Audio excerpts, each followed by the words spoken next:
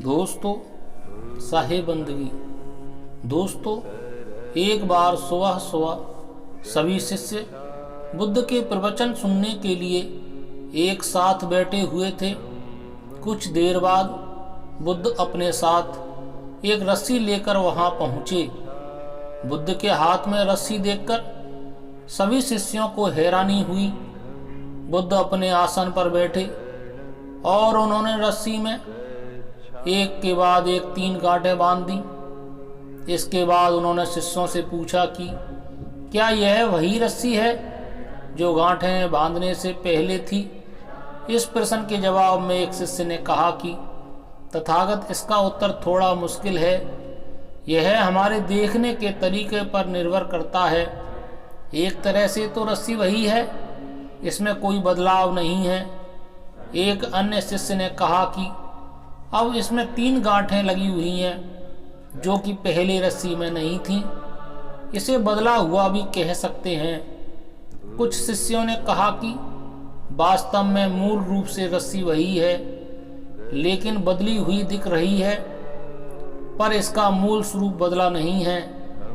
शिष्यों की बात सुनकर बुद्ध ने कहा कि आप सभी सही बोल रहे हैं। अब मैं इन गांठों को खोल देता हूँ। ये कहकर बुद्ध रस्सी के दोनों सिरों को खींचने लगे। बुद्ध ने पूछा कि क्या इस प्रकार रस्सी की गांठें खुल जाएंगी।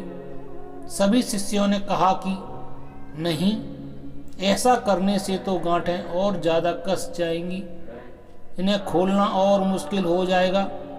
बुद्ध ने कहा कि ठीक है, अब एक अंतिम प्रश्न, इन गांठों को खोलने के लिए हमें क्या करना होगा।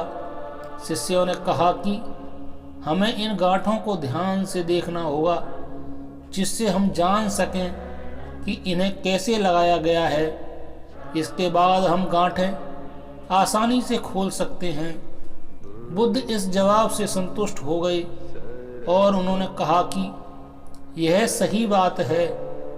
हम परेशानियों में फंसे रहते हैं और बिना कारण जाने ही उनका हल खोजने लगते हैं, जबकि हमें पहले परेशानियों के मूल को समझना चाहिए।